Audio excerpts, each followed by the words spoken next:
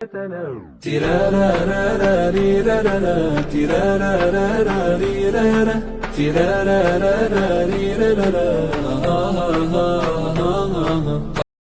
بتفكر ان الكون ده شيء ازلي وثابت، يعني ملهوش بدايه ولا نهايه ولا بيتغير، وهو موجود كده من ما لا نهايه وهيفضل كده الى ما لا نهايه، ثابت وبدون تغيير.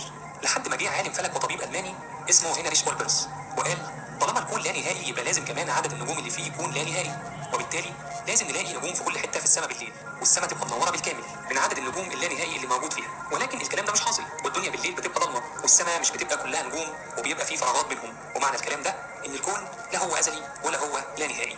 جه بعد كده عالم فلك اخر وكاهن كاثوليكي اسمه جورج لوميتر، واثبت بمعادلات رياضيه مشتقه من معادلات اينشتاين ان الكون مش ثابت زي ما الناس متصوره، بل بيتوسع وبيكبر وبيتضخم في الحجم. ومعنى كده انه طالما بيتوسع مع مرور الوقت يبقى كل ما هنرجع بالزمن لورا كل ما الكون ده هيصغر ويصغر ويتقلص في الحجم لحد ما هيوصل لنقطه واحده متناهيه الصغر ولا متناهيه الكثافه والكتله، وجواها كل الماده والطاقه اللي في الكون، وسماها الذره البدائيه. وبعد كده النقطه دي انفجرت ونشا من بعدها الكون. لكن النقطه دي جت منين وايه اللي حطها هنا وجت هنا ازاي؟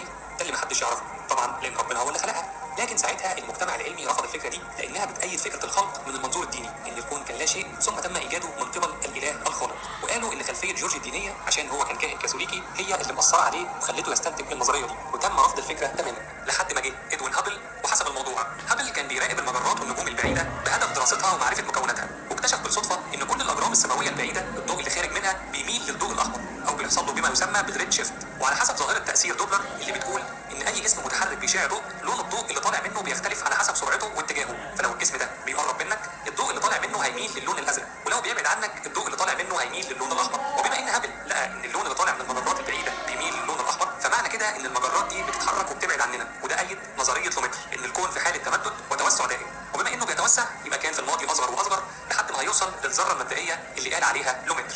لحد الوقت ده كان لسه بعض العلماء مش مقتنعين بالنظريه، لحد سنه 1960 لما جه عالمين، واحد اسمه روبرت ديك والتاني اسمه جيمس بيبلز، وقالوا لو صحيح كان الكون في الماضي كله عباره عن نقطه صغيره وانفجرت، فمعنى كده ان النقطه دي ما كانش فيها فراغ، ولما انفجرت الفراغ بقى موجود، ولذلك لازم الفراغ ده كله يكون موجود فيه اثار لاشعاع بتردد معين ثابت في كل حته فيه تدل على حدوث هذا الانفجار، وان الفراغ ده كله نشا من حته واحده. وقرر العالمين انهم يصنعوا هوائي ويحاولوا يرصدوا بيه هذه الاشعه الكونيه. سنه 1965 عالمين تانيين في حته تانيه خالص وهم روبرت ويلسون وارنو بنزياس كانوا شغالين على تطوير الاقمار الصناعيه الخاصه بالاتصالات، وبالصدفه اثناء رصدهم للموجات في الفضاء لاحظوا ان في موجه غريبه جدا موجوده في كل حته في الفضاء، ثابته وبنفس التردد ومصدرها غير معروف. فراحوا سالوا بيبلز وديك عن هذه الموجات المجهوله المصدر، فقالوا لهم الله يخرب بيوتكم، هي دي الموجات المخلفه من الانفجار العظيم اللي احنا بندور عليها. وتم تسميه هذه الموجات باشعه الخلفيه الكونيه الميكروويف او كوزميك مايكروويف باك جراوند راديشن. ولو انت عايز تعرف صوت الاشعه دي عامل ازاي، فهي جزء من صوت وش التلفزيون لما يكون مش لاقط قناه او ما يكونش مظبوط على قناه معينه.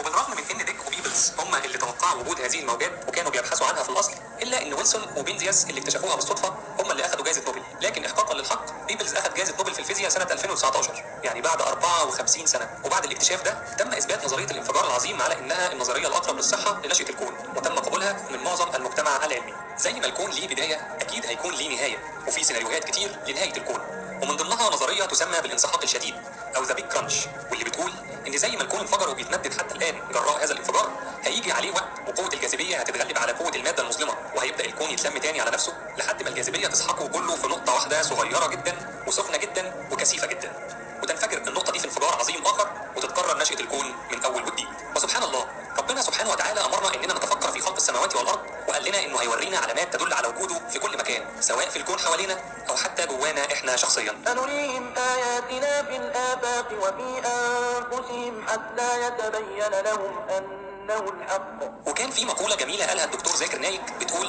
The Quran is not a book of science but a book of science، يعني القرآن مش كتاب علوم ولكنه كتاب علامات، يعني مش هتلاقي فيه معادلات وحسابات وعلوم احياء وفيزياء وفلك، لكن هتلاقي فيه علامات تدل على النتيجة الأخيرة اللي انت هتوصل لها باستخدام العلم والبحث والتفكر زي ما ربنا سبحانه وتعالى أمرنا. طب دلوقتي ممكن يدور في دماغك الجميل، طب يا عم الشيخ لو جينا نبص في القرآن هتلاقي الانفجار العظيم ذكر في الآية 30 من سورة الأنبياء اللي بتقول أولم يرى الذين كفروا أن السماوات والأرض كانتا رتقا ففتقناهما وجعلنا من الماء كل شيء حي أفلا يؤمنون.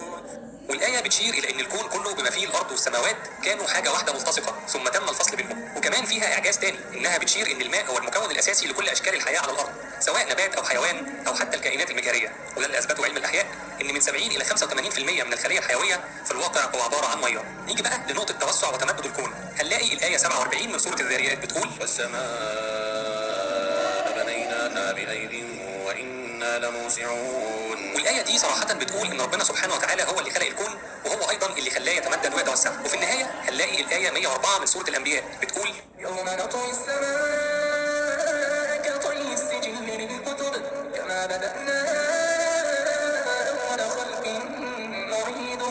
والآية دي فيها دلالة أو لمحة على كيفية انتهاء هذا الخلق وهذا الكون، بأنه سيعاد كما كان في بدايته. وربنا سبحانه وتعالى شبه هذه النهاية كأن حد بيقفل كتاب بعد ما كان مفتوح، وبكده هتلاقي حكاية الكون كله من بدايته لحد وقتنا الحاضر وكمان النهاية مذكورة في القرآن باختصار وبلاغة وإعجاز إلهي لا مثيل له.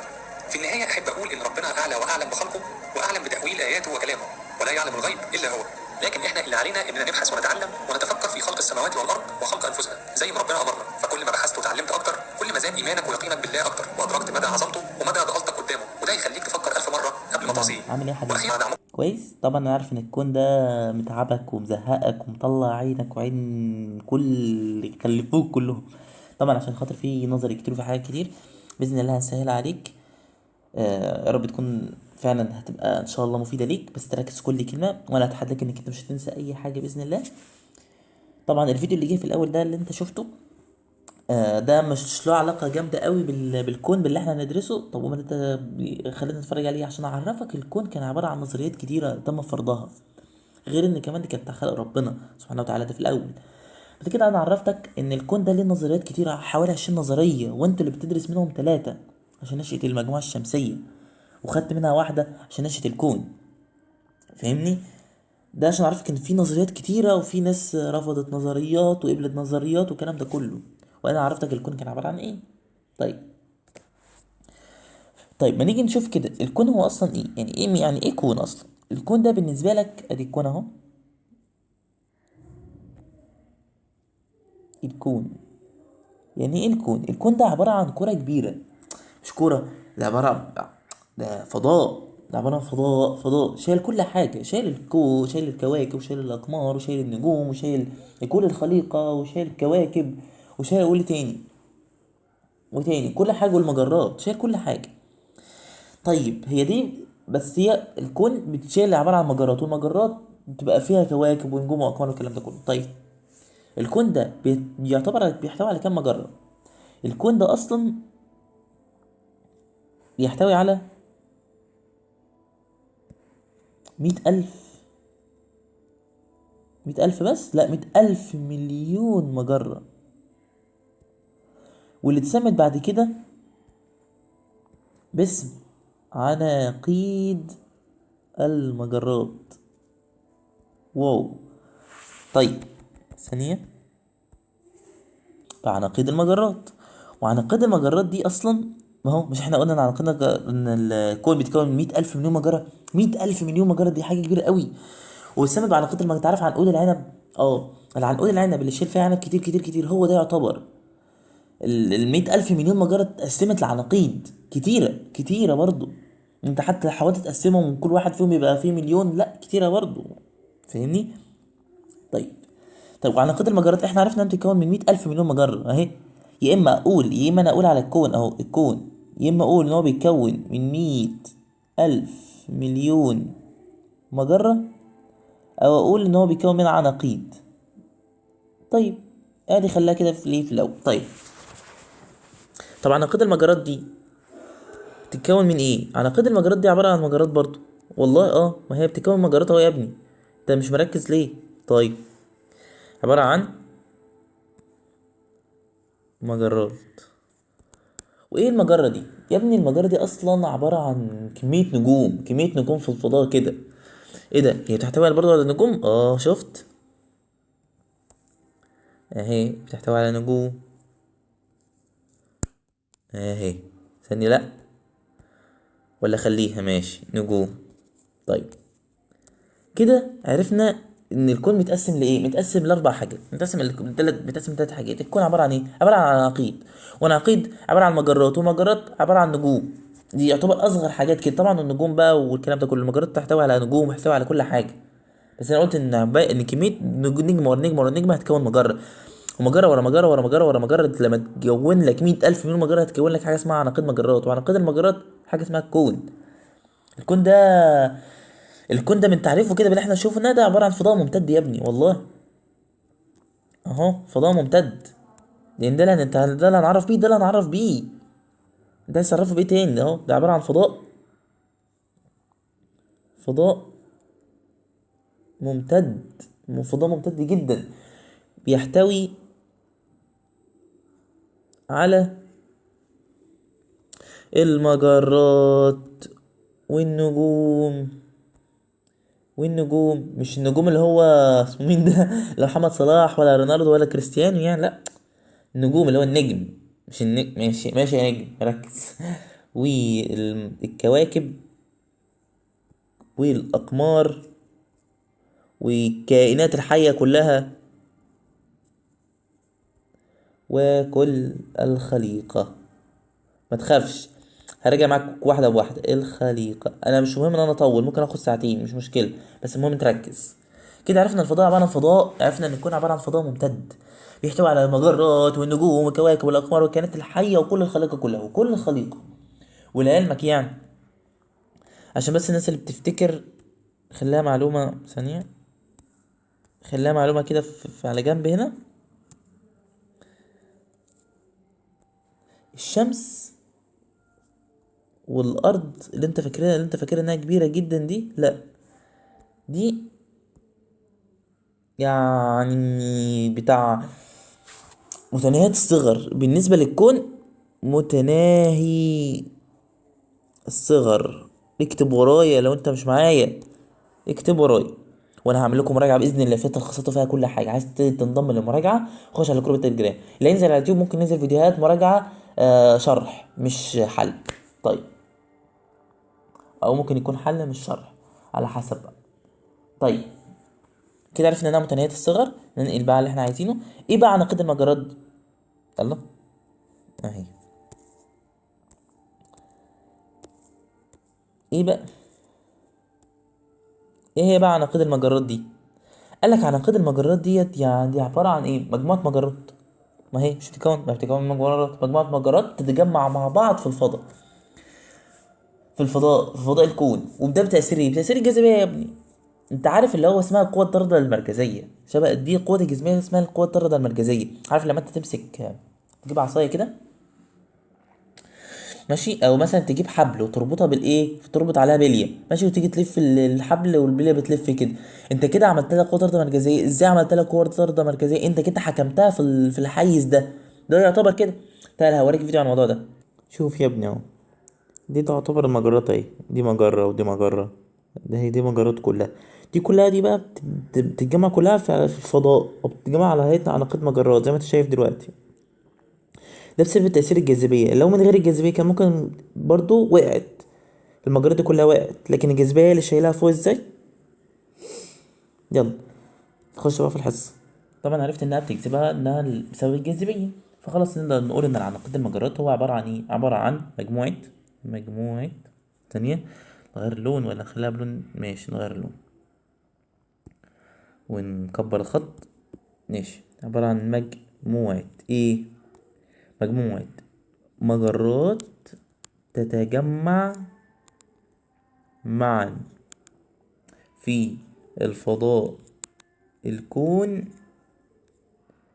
بتأثير، اكتب معايا ما تنحش، الجاذبية. ممكن تسرع الفيديو ماشي، واحنا بنكتب فتسرع الفيديو ماشي يعني. طيب كده عرفنا ان الكون ده الفضاء الممتد بيحتوي على مجرات ونجوم والكواكب والاقمار والكلام ده كله والكائنات الحيه والجماعه الخليقه. بيليها عناقيد المجرات، هي مجموعه المجرات تتجمع مع بعض في فضاء الكون بتاثير الجاذبيه. طيب ايه المجرات؟ مجرات برضو مجموعه نجوم برضو بتتجمع معا في الفضاء الكون برضو بتأثير الجاذبية. تمام، الجاذبية. طيب ايه النجوم دي بقى؟ النجوم دي مش عليك، بس انا برضو عشان خاطر انا مش بأدي مادة علمية، انا بعرفك معلومات. طيب ايه بقى النجوم دي يعتبر باللون كده حلقلوقي في زحلوقي كده. ده مش بنفسجي بقى، احنا بنفسجي. خليها دي ماشي. ايه ده؟ هنخليها دي بقى، دي عبارة عن ايه؟ اجرام سماوية.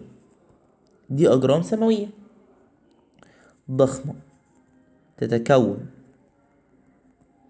من غازين اللي هما مين؟ الهيدروجين والهيليوم، وهتكتشفهم بعد كده، اتقل شوية. طيب تنتج اهو، تنتج من ضوء وحرارة. يا جامد، ماشي. ودي عبارة عن تشكيلات، ومن تشكيلات نووية. ماشي، عبارة عن تشكيلات نووية المتموجة داخلها، المتموجة داخلها. دي بص، خليها معلومة ليك يا ابني، يعني بص كده، شوف والله تلخيص جميل. ايه القرف، ايه الحلاوة دي؟ ايه القرف ده؟ الكون عبارة عن فضاء ممتد يحتوي على مجرات ونجوم وكواكب وأقمار وكائنات الحياة وكل الخليقة. طبعا عناقيد المجرات هو تعتبر 100,000 مليون مجرة، وهي بتعتبر مجموعة مجرات تتجمع معا في الفضاء الكون بتأثير الجاذبية. طب المجرات دي مجموعة نجوم تتجمع برضو مع بعض في الفضاء بتأثير الجاذبية. النجوم أجرام سماوية ضخمة تتكون من غازين الهيدروجين والهيليوم، تنتج من ضوء وحرارة في تشكيلات نووية متموجة داخلها. استنى الأذان يخلص، أنا بصور الفجر والله، وبعد كده نرجع تاني. طبعا لما خلص الأذان دلوقتي، احنا عرفنا ايه ان الكون، وايه عناقيد المجرات والمجرات والنجوم، عشان احنا كده قعدنا 10 دقايق كده في الحتة دي. عايز اعرف كمان حاجة، هو انت مش في اولى اعدادي عرفت ان المادة عبارة عن جزيئات؟ تقول لي اه. ثانية، جزيئات؟ تقول لي اه. جزيئات عبارة عن ذرات، اه. وخدت ان الخلية، او ان الجسم الانسان عبارة عن انسجة، والانسجة دي عبارة عن خلايا؟ تقول لي اه. وعرفنا ان الذرة هي وحدة بناء المادة، وان الخلية هي وحدة بناء الجسم الكائن الحي، اه. هنا بقى برضو الكون وحدة بناءه المجرة، يبقى المجرة هي وحدة بناء الكون. ادي اهي، شفت عملتها لك ولميتها لك ازاي؟ طيب نيجي بقى على حاجة كمان. المجرات ديت مش كل المجرات شبه بعضها، عشان ممكن في ناس لسه تقول هي كل المجرات شبه بعض، هيقول لك لا. طب ليه؟ هو ده بس السؤال ده اللي ممكن يجيلك فعلا في الأسئلة بتتعلل مثلا، وليكن بيقول لك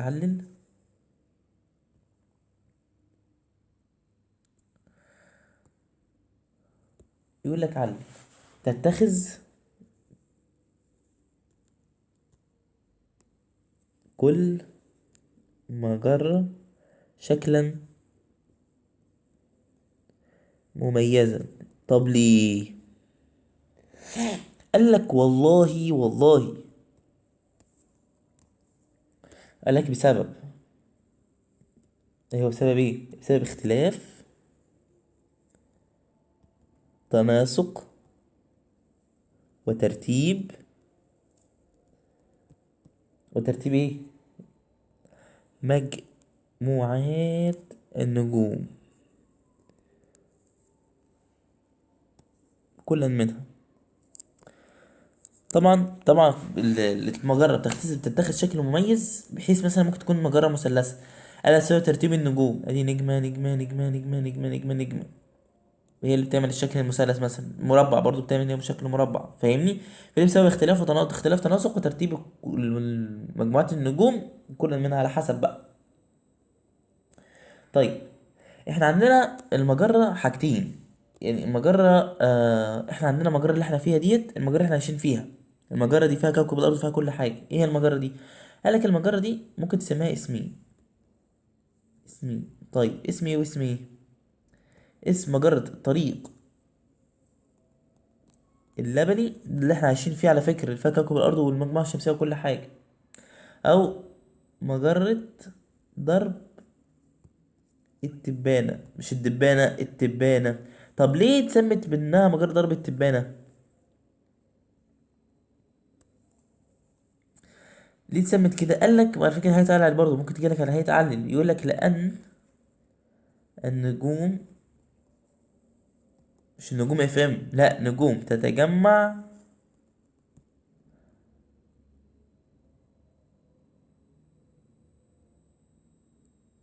لا، لأن النجوم ثانية، لأن النجوم ايه؟ شبه التبن المنثور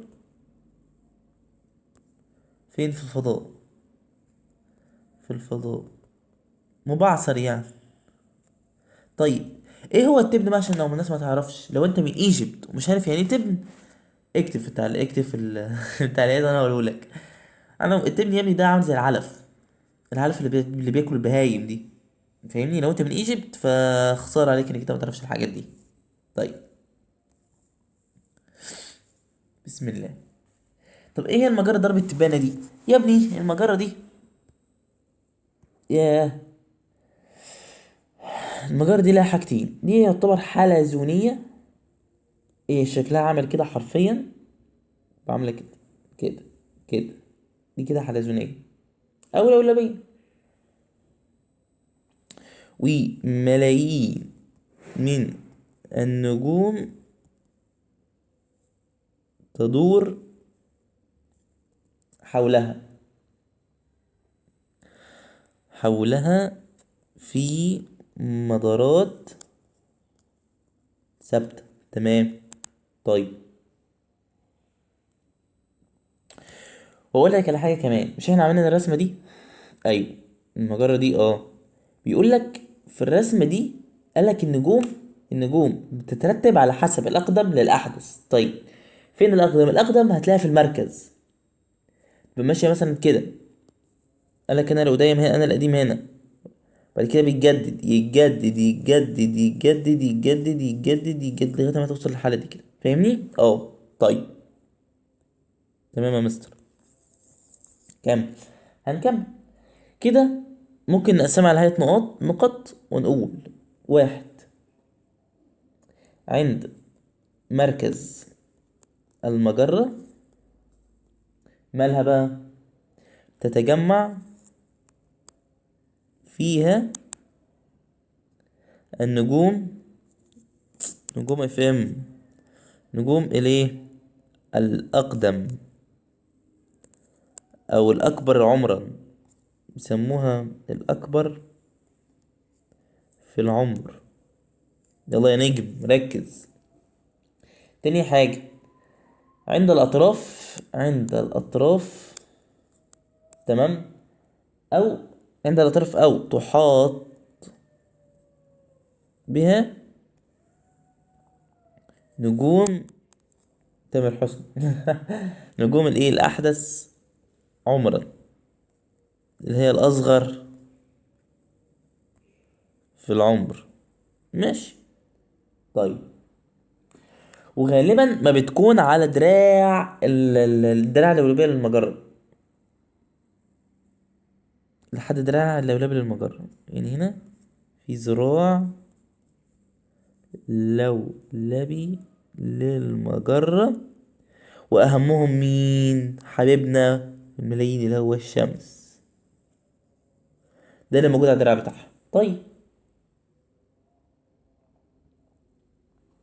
طب ما تيجي تحكي لنا بقى عن الشمس ده. ياه، شوف اجيال بسلم اجيال، شوف احنا عملنا ايه. بص، اتكلمنا عن المجرات، واتكلمنا ان المجرة عبارة عن مجرة درب التبان، والمجرات دي زي التبن المنصور، عرفنا انها ملايين من النجوم، وتتجمع فين؟ تلاقي انها تتجمع الاكبر عمرا الاحدث عمرا. وبعد كده جبنا سيرة الشمس وهنفسر الشمس. شوف اجيال بتسلم اجيال اهو، وانا هلونها لك بالهايلايتر، ما تخافش يعني. طيب ما تيجي نتكلم عليه. اهو، اهو،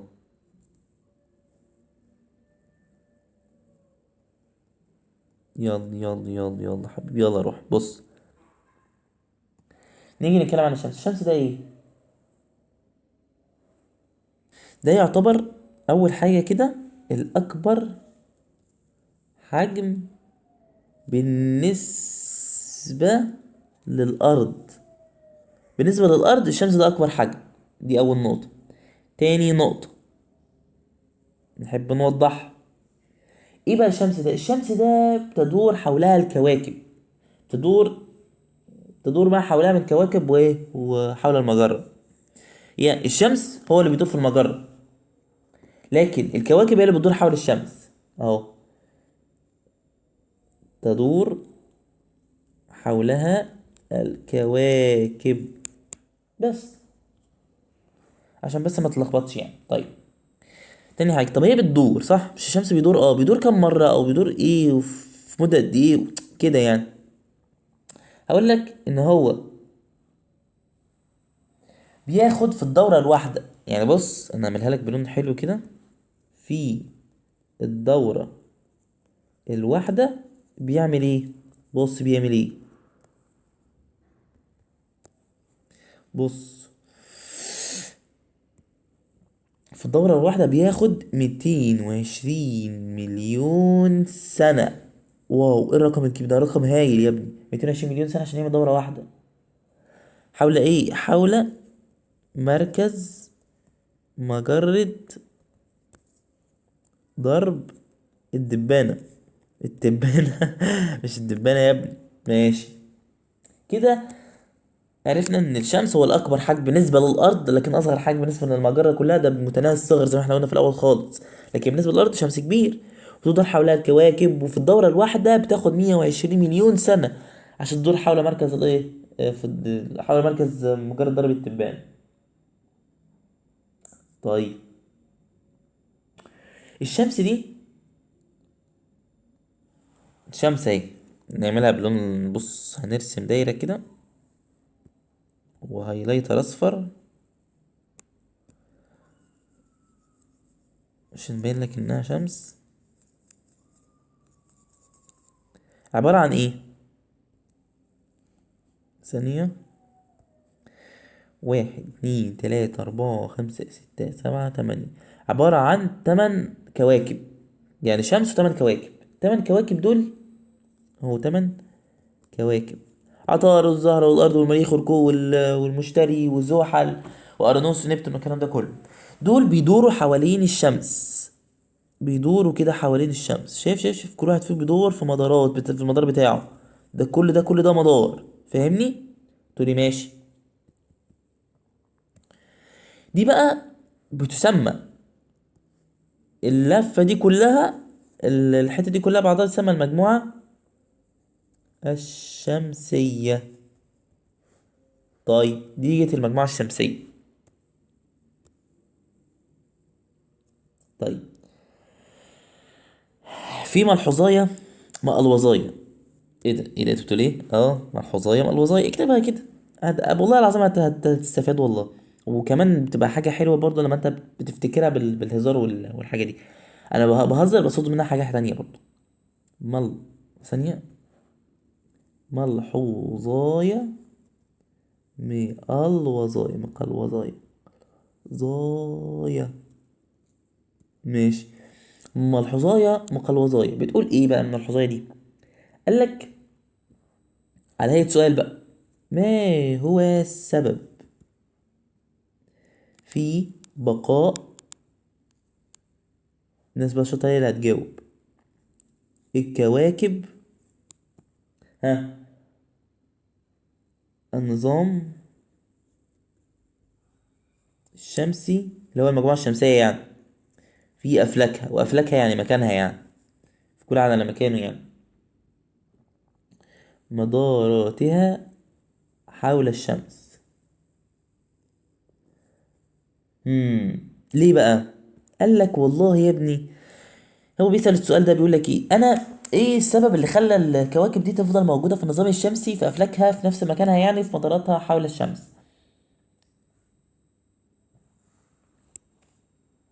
ده بسبب يا حبيبي القوى الجاذبية. الله الله الله، بسبب القوى الجاذبة. تمام، فدي بسبب الجاذبية. نيجي نرجع تاني من أول ما احنا وصلنا هنا، من أول مجرة ضرب التبانة هنا. عرفنا ان كل مجرة بتاخد شكل مميز. ليه؟ قالك بسبب اختلاف تناسق وترتيب مجموعات النجوم لكل منها. طيب المجرة، قالنا المجرة ممكن نسميها الطريق اللبني، طريق اللبني، او مجرة ضرب الدبانة، ضرب التبانة مش الدبانة. قال لي بسبب لان النجوم بتبقى موجودة في السماء شبه التبن المنصور. انت تشوف كده في السماء وانت بالليل مثلا هتلاقي النجوم كتيرة عشوائية مش منتظمة، لا مربع ولا مثلث.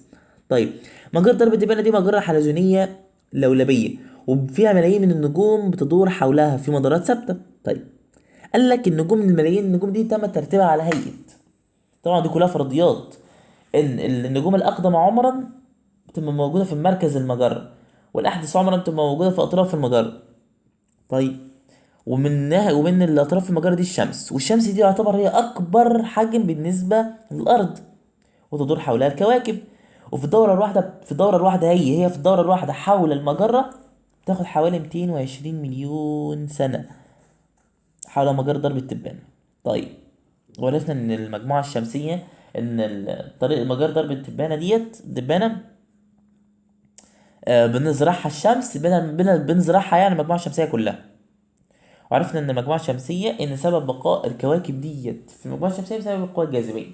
طب انا لو جيت سألتك علل او ماذا يحدث، بلاش علل، نخبطك واحدة ماذا يحدث وانت اللي تجاوب لي عليها، يعني ده هيبقى سؤال لا واجب الحصة. ثانية نخليها بلون حلو كده، واجب الفيديو. طبعا ده واجب الجزء من الفيديو، ماشي. جاوبها لي في التعليقات، ده عشان اتأكد انك انت فعلا وصلت لحد هنا. طيب ماذا يحدث اكتب ورايا لو مش عارف مثلا تشوف. ماذا يحدث إن عدمت الجاذبية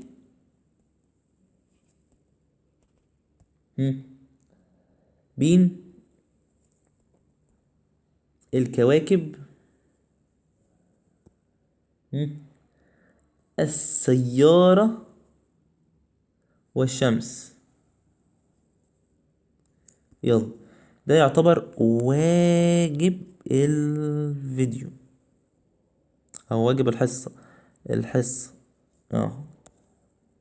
يلا تقدر ترجع الفيديو تاني بقى لو عايز تشوف السؤال نفسه. طيب هنا بقى احنا قلنا بسبب القوى الجاذبة، صح؟ القوى الجاذبة دي، واحنا كل ما الكوكب يبعد عن الشمس كل ما كانت الجاذبية بتقل، يعني كل ما زاد البعد عن الشمس بتقل الجاذبية، تمام؟ ومنها بتقل حركة الكواكب، فبتبقى حركتها أبطأ. تمام. طيب كده خلصنا التأسيسات الصغيرة دي. عايز تاخد فاصل وتريح وبعد كده نكمل؟ خد، يلا بينا نيجي بقى النقطة الجديدة بقى. هنا بقى ليه لا بلاش ليه، هي تقاس الأجرام السماوية، المسافات بين الأجرام السماوية زي النجوم دي بتتقاس بإيه؟ لو كده على نفسك فكر كده. كيلومتر، في ناس تقول متر، وفي ناس بقى شاطرة بتقول لي ميل. احب اقول لا يا متر ولا كيلومتر ولا ميل، هي بتقاس بحاجة اسمها تقاس ثانية تقاس المسافات بين الأجرام السماوية بوحدة السنة الضوئية. هنا أسقط قليلا لهذا المشهد العجيب، وحدة السنة الضوئية. طيب ليه؟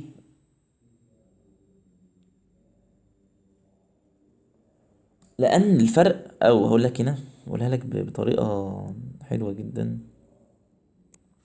أقول لك لأن المسافات بين الأجرام السماوية شاسعة جدا جدا جدا، فرق جامد يعني. طب ما تيجي تعرفني يا مستر ايه هي السنة الضوئية؟ قال لك يا باشا السنة الضوئية ديت، وهنعرفها عشان انا بحبك مش عشان اي حاجة تانية، مش عشان انا مش اي حاجة ايه هي السنة الضوئية؟ السنة الضوئية هي المسافة التي يقطعها مين؟ الضوء بقى، ما سنة ضوئية في سنة. وهي كانت ايه؟ بص ثانية، هي ايه؟ رقم. الرقم ده انا بقى خليك انت اللي تحسبه. ازاي يا زكي؟ احنا مش معانا، احنا مش السرعة، احنا عايزين المسافة. المسافة بتساوي السرعة في الزمن. المسافة بتساوي السرعة في الزمن. ماشي. المسافة انا معرفوش، مجهول. السرعة انا اعرف، مش هعرف سرعة الضوء. ايوه، سرعة الضوء بتساوي 300,000 اللي هي 3 في 10 أس ايه؟ أس 5. 300,000. ماشي. في عندك الزمن، الزمن بيقولك سنة ضوئية، انت عندك في السنة يعني 365 ديوم في 24 ساعة، مليون في 24 ساعة الساعة، في 60 اللي هي الدقيقة، في 60 اللي هي الثانية. ماشي. تيجي تضرب كلها دي كلها تطلع لك 9 و4 6 0 8 0 0 0 مليون كيلو متر. فاختصرت على ايه؟ على هيئة تقريبية، يعني تقريبية كده. 9 وعلامة 4 6 في 10 أس 12 كيلو متر. عشان كده جاي من التعريف اهو، المسافة التي يقطعها بتساوي 9 وعلامة 4 6 في 10 أس 12 كيلو متر. أنا ليه استقصدت إن أنا أعملها لك؟ عشان خاطر تحفظها بالطريقة دي، إن أنا عملتها لك بالحسبة عشان خاطر تحفظها بالطريقة دي. طب ما تيجي نعلم على الحاجات اللي احنا ذاكرناها اهي. اهي اهي الحاجات اللي لازم تكون مصدر المذاكرة اهي. ايه تاني؟ فين الشمس؟ اهي. ودي مجرد ضرب التبانة والحظايا الوظايا. بس كده. طيب كده احنا وضحنا برضو نقطة من النقط. طيب الكون نشأ ازاي بقى؟ نشأة الكون جت سنة في الانفجار العظيم. ثانية، قبل ما نتكلم عن الموضوع ده، قالك نشأة الانفجار ديت، أو العلماء كانوا بياخدوا من نتائج عن الكون من نشأة. ازاي يعني؟ ازاي كان العلماء كانوا بيتتبعوا حكاية نشأة الكون؟ هم أصلا ما كانوش اتولدوا، ما هو قالك كانوا بيتتبعوها. وازاي كانوا بيتتبعوها بقى؟ قالك لأن كان حصل اكتشافات حديثة في علم الفلك والفيزياء. تمام. عندك الفيزياء كانت واحدة الأولى بقى، والفلك اللي هو الكون. طيب دي لما كانت العلماء بقى من ايه؟ من هم يعرفوا نشأة الكون. وانت عندك بقى 4 نظريات. 4 نظريات هناخدهم 2 2. يعني انت كده نتكلم بقى عن نشأة الكون. ثانية نكتبها اهو بحاجة حلوة كده. نشأة الكون، يعني خليها صغيرة سنة. شوف انا ببني معاك السبورة والله، واحدة واحدة. نشأة الكون. انت عندك كده 4 نظريات. انت عندك اصلا حوالي 4 نظريات: نظرية الانفجار العظيم، ونظرية السديم، ونظرية النجم العابر، والنظرية الحديثة. دي بقى دي عشان ركز بس، دي بتعمل على تفسير نشأة المجموعة الشمسية. لكن الانفجار العظيم دي نشأة الكون بس. تمام. طيب مبدئيا كده، هو اصلا انت عندك اكتر من 20 نظرية كانت بتفسر الحاجات دي، بس انا خدنا منهم 4. اللي هي واحدة بتفسر نشأة الكون اللي هو الانفجار العظيم، وعندك السديم والنجم العابر والحديثة بتاع نشأة المجموعة الشمسية. طيب والله انا اللي قصد اعمل الخط وحش، بس معلش يعني. طب ما تيجي نشوف فيديو على نشأة الكون. بس قبل ما اعرف نشأة الكون، نيجي على حاجة اسمها تمدد الكون الاول. اقول لك خلينا في نشأة الكون الاول، نشوف فيديو عليه ويلا. ادي دلوقتي الانفجار العظيم. نشأة الكون كانت عاملة ازاي؟ قالك كانت عبارة عن مش كانت مبينة انها اصلا في حكاية الميكروسكوب، مش كانت باينة قوي. لكن بعد ما حصل تضاعفات وحاجات دي كلها، فالانفجار العظيم اتكون. قالك الانفجار العظيم سنة 1933 كانت هي عبارة عن كرات غازية، وكان حجمها قليل وضغط عالي ودرجة حرارة عالية توصل ل10، ولما حصل الانفجار كان عبارة عن كرة غازية اهي زي ما انت شايف دلوقتي. تمام. كانت صغيرة الحجم وضغطها عالي ودرجة حرارة عالية، حوالي 10 مليون درجة. طيب، قالك انفجار الهائل ده انفجر ل 15 مليون سنة، وتناثرت كونها في الفضاء، وحصل تمدد متغير، وكان النسبة من 25 ل 75 ده الهيدروجين للنيتروجين. من 1000 مليون سنة بعد الانفجار العظيم كان حصل ايه؟ كان حصل انفجرت الكرة الغازية وتمدد وتغير. بعد من 2000 ل 3000 مليون سنة للانفجار العظيم حصل نشأة الكون أسلاف المجرات. طيب، كانت الألف ده اندماج الجسيمات. ماشي. 3000 مليون سنة في الانفجار العظيم قال لك نشأت تشكلت المجرات. وبعد 5000 مليون سنة من الانفجار العظيم حصل ايه بقى؟ حصل اتخذت المجراتنا اللي هي ضرب التبانة. وبعد 10 مليون سنة من الانفجار العظيم حصل ولدت الشمس والنظام الشمسي وهي المجموعة الشمسية كلها. طيب، بعد 12 مليون سنة من الانفجار العظيم بدأت ظهورنا أشكال الحياة على الأرض. وبعد 15 مليون سنة واخدت الكون شكلها الحالي. كمان حبيت اقول لك كمان على حاجه، ان الفيديو خلص كده يعتبر. كان من قالك اهو من 1000 سنه، من 1000 سنه تلاحمت الماده في صوره كتل، مش انفجرت الجرة الغازية عشان تعمل حسابك يعني. يعني لو جينا نرجع للفيديو هنا اهو، من حوالي 1000 مليون سنة الانفجار العظيم اللي اتكون قالك اهو اتكونت على هيئة كتل اهي زي ما انت شايف كده، على هيئة كتل. فاهمني؟ وبعدين بعد الألف مليون سنة اتكونت من 2000 ل3000 مليون سنة. حصل ايه؟ نشأت الأسلاف المجرات. فين أسلاف المجرات؟ هي دي الأسلاف اللي هي الحاجات النجوم البيضاء دي. تمام؟ اهي بعد 3000 تشكلت المجرات. المجرات اهي بتتشكل زي ما انت شايف كده. بعد 5000 قال لك مجرتنا اخذت شكل مجرة درب التبانة اهي. وانا هوريك مجسم بيها ما تقلقش. بعد 10000 مليون سنة حصل ولدت الشمس وتكون النظام الشمسي بتاعها. بعد كده بدأ ظهور بقى أشكال الحياة بعد 12 مليون سنة. شايف؟ وبعد 15 مليون سنة اتخذت الكون شكلها الحالي. بعد ما شفت الفيديو ده كده يلا ننتقل بقى على الحصة بتاعتنا. طبعا انت اكيد شفت الفيديو، وانا حاولت اوضحها لك بطريقة بسيطة كده بحيث انك انت تشوف الحاجة وانت مستريح. طب نيجي بقى كده نحكي بقى عن نشأة الكون بقى كده براحتنا. ايه بقى؟ قال لك نظرية الانفجار العظيم. نظرية الانفجار العظيم. نكبر الخط شوية. نظرية الانفجار العظيم. ماشي.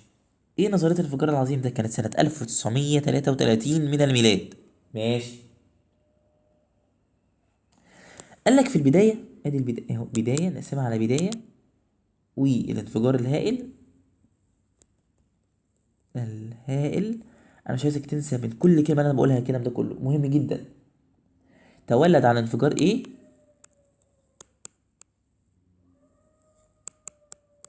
ماشي. وبعد كده النظرية بتاعتها النظرية. ماشي. النظرية بتاعت الانفجار يعني. قال لك في البداية قال لك في البداية كانت هي عبارة عن كرة غازية. كانت كرة غازية. كانت قليلة الحجم وكبيرة الضغط والحرارة. قليلة الحجم اهي وكبيرة في الضغط والحرارة. تمام. قال لك بعد كده بعد ما حصل الانفجار الهائل ده وانفجرت، الانفجار الهائل ده حصل منذ 15,000 ثانية، 15,000 مليون سنة. تمام. بعد كده حصل ايه؟ قالت بعد كده انتشرت او تناثرت. انتشرت مكوناتها في الفضاء. مكوناتها في الفضاء باينة جدا، ما هي انفجرت فلازم تنتشر. حصل لها ايه؟ حصل لها حاجتين. حصل لها تمدد وتغير. طيب، حصل لها تمدد وتغير مستمر. نكمل. قال لك بقى تولد عن الانفجار ده ايه؟ تكونت بقى اشكال المادة. تكونت أشكال المادة اللي هي الطاقة، الفضاء، الزمن. تمام. طب ايه بقى نظرية الانفجار العظيم؟ انا عايز اعرفها وانا عايز اديك تعرفها من اللي انت ذاكرته ده كله. والله من اللي انت ذاكرته في بدايتها، وانفجار الهائل وتولى عن انفجار ايه. طب ما نيجي نبسطها لك بقى احنا بقى كده ونقولها لك انا هقوله لك. بسم الله. الانفجار العظيم ده النظرية بتاعتي اسمها نظرية تفسير باينة جدا بقى، تفسير نشأة الكون. ماشي تمام. من انفجار هائل منذ 15,000 مليون سنة. مليون سنة. وتولد عنها كل أشكال المواد والطاقة والفضاء والزمن، وتتبعه عمليتي التمدد والتغير المستمر. ايه يا مستر التمدد والتغير ده؟ تحب اوريهولك؟ بص، انا مش عايز اضيع عنك الفرصه دي.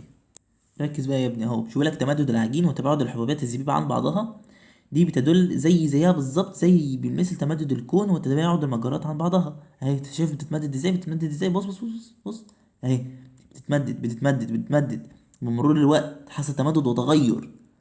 شايف زي بالظبط سيد الكون لما بيتباعد عن المجرات، لما بتباعد المجرات عن بعضها. طيب نيجي يلا.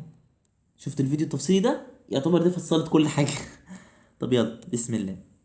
نيجي نتكلم بقى على المراحل بقى. المراحل انا هشرح لك المراحل قبل ما اكتبها. ماشي بص، هنكتبها بص بكل اريحيه. برضو هنعمل نفس الطريقه ديت بس ايه بكل اريحيه. اهو نكتب المراحل وهبدا اشرح الاول بعد كده نكتبها. المراحل. كبر الخط. المراحل. يلا يا عم،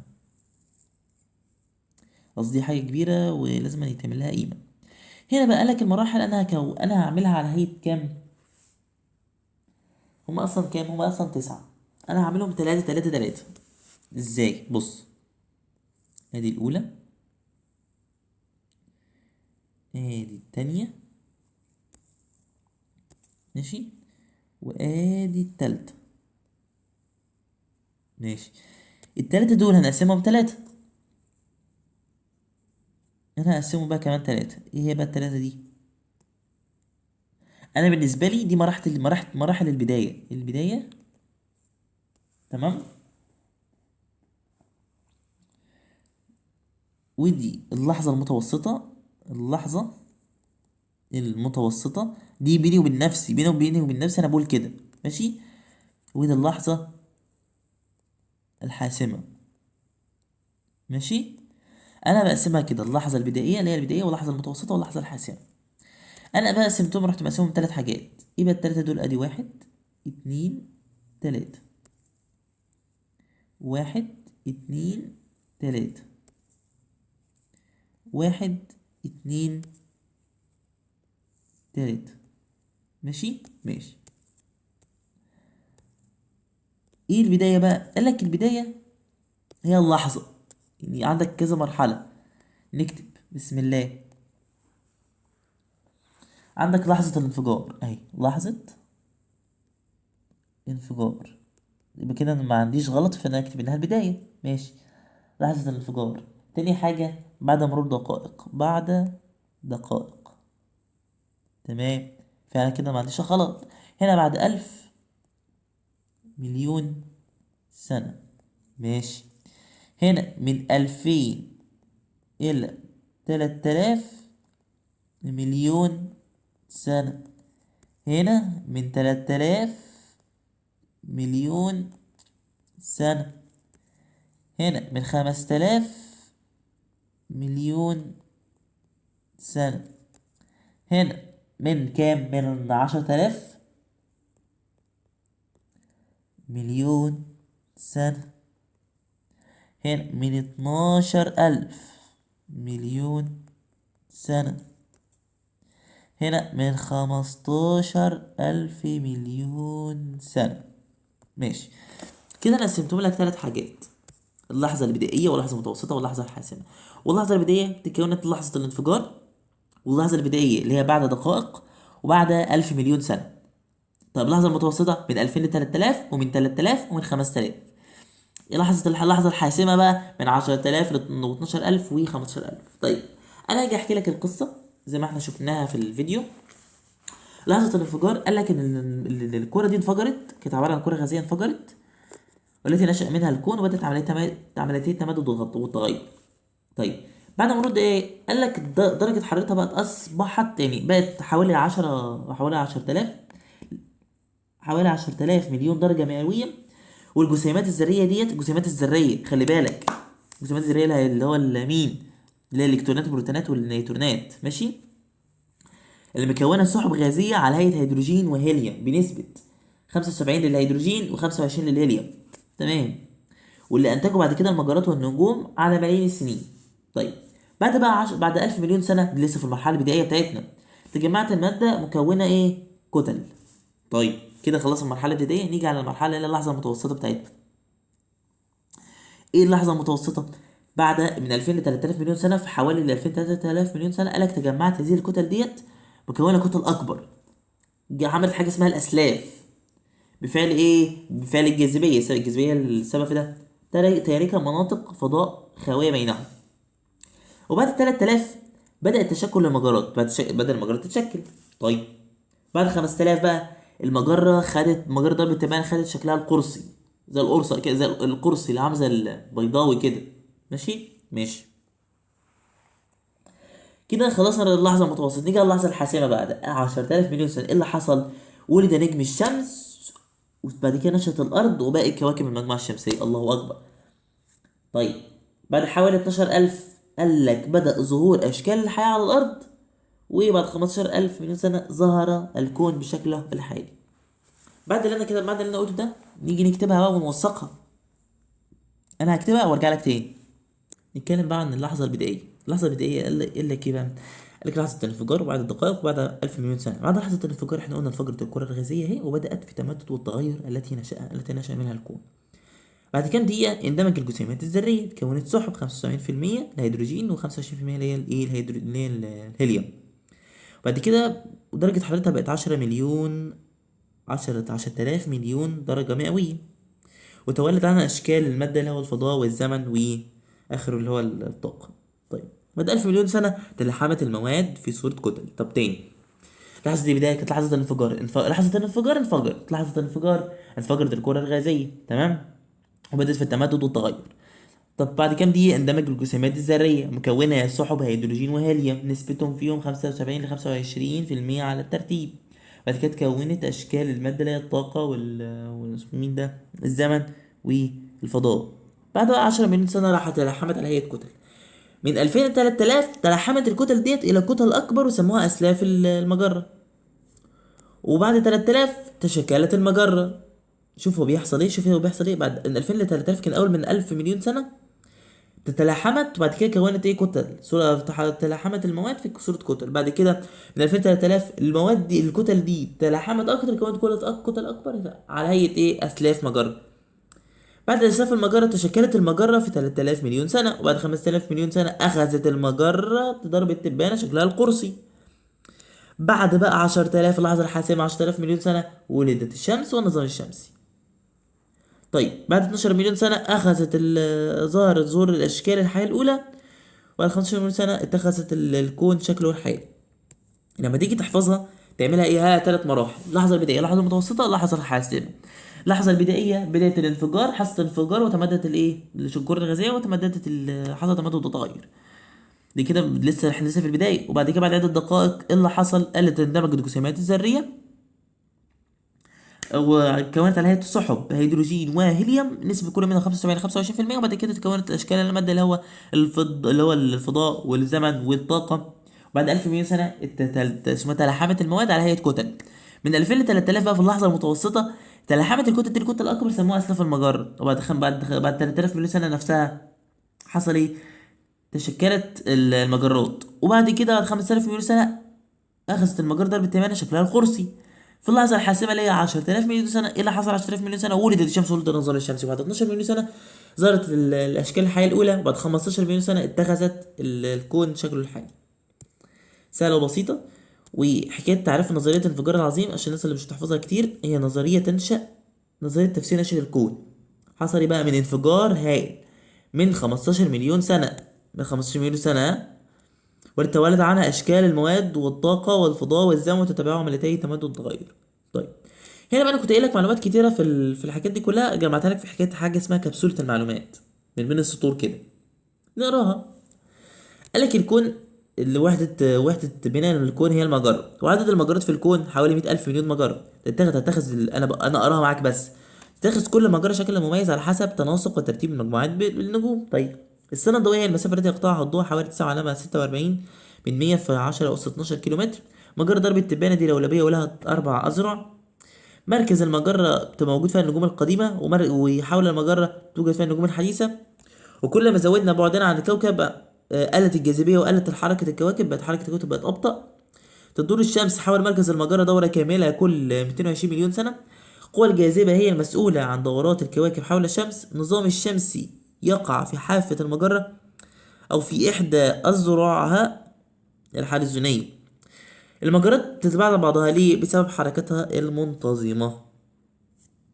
كده خلصنا جزء حلو في نشأة الكون. عايز تاخد بريك خد لك بريك، وبعد كده نكمل الباقي اللي هو نشأة المجموعة الشمسية. يلا خد بريك بتاعك. يلا نظريات نشأة المجموعة الشمسية. نظريات نشأة المجموعة الشمسية دي هم أصلا كانوا نظريات كتيرة. طبعا تعددت نظريات العلماء كتير والفلسفية العلمية والفلسفية من حيث نشأة المجموعة الشمسية، وصلت لحد 20 نظرية ومكانتش غير مؤكدة. فاحنا نقينا لك أكتر 3 نظاير الناس مقتنعة بيهم. عندك أول نظرية نظرية السديم. ثانية السديم. ونظرية نجم محمد صلاح ولا لا النجم العابر يا ابوي يا اخويا، النجم العابر يا حبيبي. والنظرية الحديثة. ماشي. مين صاحب النظرية هنا؟ صاحب النظرية السديم اسمه لابلاس، ما تتغضش من الاسم. طب النجم العابر تشامبرلين ومولتن طيب الحديثة ده ايه ده بقى؟ في ناس هتقول فريد هويل. لا مش اسمه فريد هويل، اسمه ألفريد هويل. ماشي. اصل المجموعة الشمسية كان السديم برضو، والنجم العابر كان اصله الشمس، والنجم الحديث كان نجم غير الشمس. يلا يا نجم، وخد شهرته. طيب نبدأ بقى بنظرية وكل حاجة. نبدأ بنظرية السديم. والتي تعد نظرية من النظريات العلمية والفلسفية المتعددة حول نشأة المجموعة الشمسية. بنيت نظرية السديم على بحث نشر بواسطة العالم بيير سيمون لابلاس الذي كان متأثرا حينها بوجود ما يشبه السحاب أو السديم في الفضاء، واحتواء الفضاء على العديد من الحلقات السحابية التي تحيط ببعض الكواكب مثل حلقات كوكب زحل. افترض لابلاس أن المجموعة الشمسية نشأت من كرة غازية متوهجة تدور حول نفسها، تسمى هذه الكرة بالسديم. وبمرور الزمن فقد السديم حرارته تدريجيا، فتقلص حجمه وزادت سرعة دورانه حول نفسه، ونشأ عن هذا الدوران قوة تسمى القوة الطاردة المركزية التي أدت إلى فقدان السديم لشكله الكروي، فأصبح قرصا دوارا مسطحا. بالإضافة إلى أن هذه القوة أدت أيضا إلى انفصال أجزاء من السديم، كونت حلقات غازية تدور هي الأخرى في نفس الاتجاه الذي يدور فيه السديم. وبعدما بردت وتجمدت هذه الحلقات الغازية شكلت كواكب المجموعة الشمسية، كما شكلت الكتلة الملتهبة المتبقية في المركز الشمس. سمعت هو بيقول ايه؟ يلا ركز بقى. انا بحب اديك في الفيديو كده تعريفي عشان خاطر دماغك تبقى عارفه هو انت بتذاكر ايه. ماشي. طيب نبدا بنظريه السوديم. بسم الله، اللهم سهلا مش عارف سهلا، تجار صوت الشتاء سهلا. لا حول ولا قوه الا بالله العلي العظيم. ماشي. نظريه السوديم. انا عايز اكبر الخط شويه.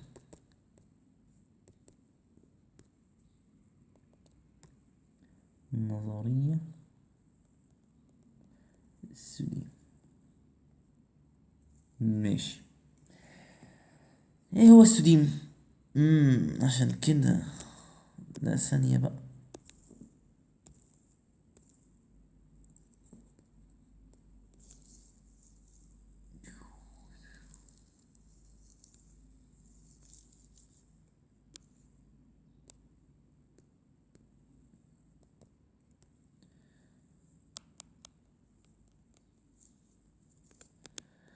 نظرية السوديم دي كانت سنة كام؟ سنة 1796 من الميلاد. ماشي.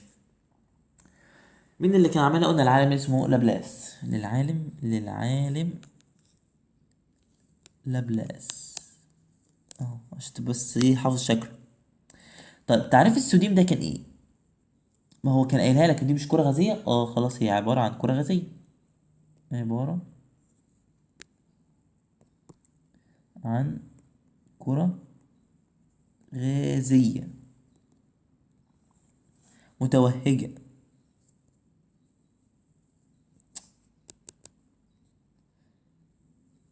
متوهجة. ماشي. كانت تدور حول نفسها. ماشي. ويفترض أنها كونت المجموعة الشمسية. ماشي. خلاص.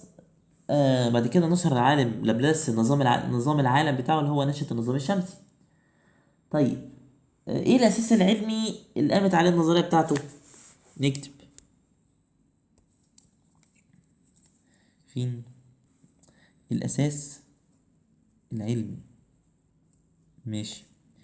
الأساس العلمي ليه بقى كان ايه؟ قال واحد ان هو ايه، كان في حاجة كانت بتمشي بتشبه السحاب. كان سحاب او سديم ماشي فين؟ في الفضاء. تمام. تاني حاجة قال احتواء الفضاء على حلقات سحابية او سديمية. احتواء السحاب على حلقات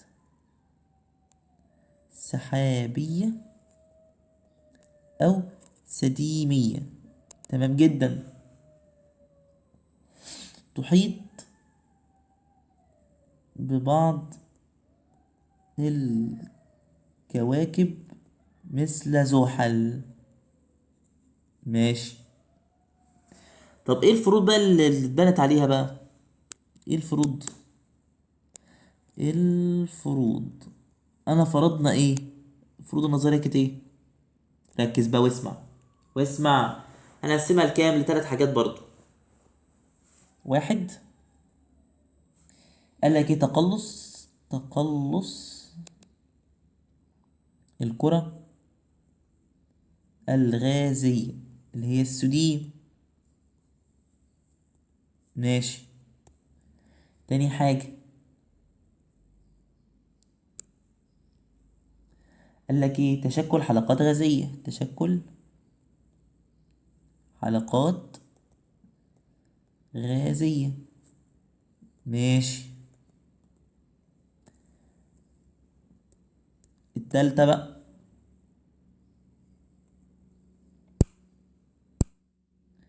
ايه؟ التالتة بيقول لك هنا بقى ايه؟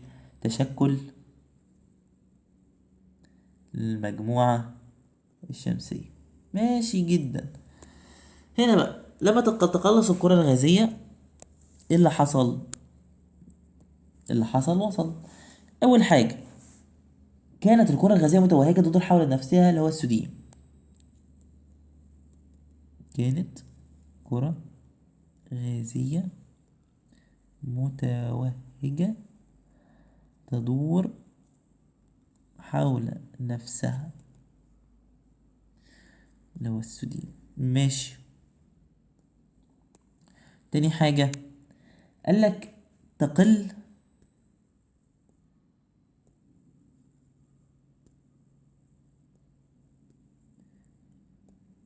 حرارة السديم تدريجيا. تمام.